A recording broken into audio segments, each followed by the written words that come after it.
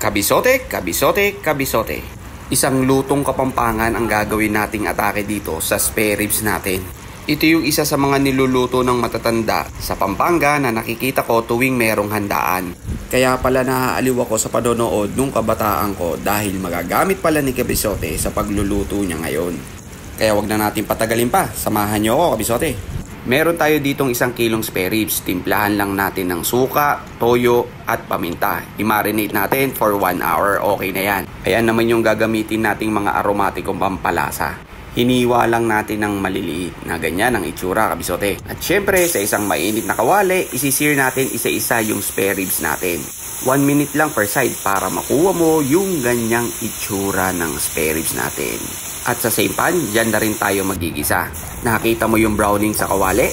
Yan yung magbibigay ng dagdag na flavor sa niluluto natin. Igisa mo dyan yung mga aromatikong pampalasa natin. Madideglaze na yung mga browning dyan sa kawali. Timplahan mo ng 1 kutsarang brown sugar, pambalanse ng lasa.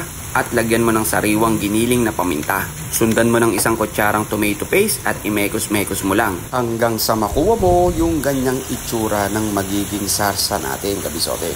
Kapag okay na, ibalik mo na yung sinir natin na spare ribs. Ilagay mo na rin yung pinagbabaran. At lagyan mo ng hiniwang maliliit na atay ng manok. Yan ang magbibigay ng isang masarap-sarap na lasa Kabisote. Lagyan mo ng kalahating litro ng tubig, takpan at pakuluin mo Kabisote. At kapag kumukulo na Kabisote, iset mo na sa low fire for 45 minutes o hanggang sa lumambot yung spare ribs natin. Budburan mo ng konting asin at optional, lagyan mo ng liquid seasoning and Worcestershire sauce. Tandaan, optional lang yan Kabisote ha, pwede mong skip kung wala kang ganyan. Optional, pwede kang maglagay ng patatas dahil mahilig sa patatas sa mga anak ko, kaya naglagay lang ako. Then, isimmer mo for 3 to 5 minutes o hanggang sa lumambot yung patatas. O, ayan. Ayos na yung asadong matwa natin, mga Kabisote. Kailangan lang ng konting pasensya sa pagluluto nito, Kabisote, ha?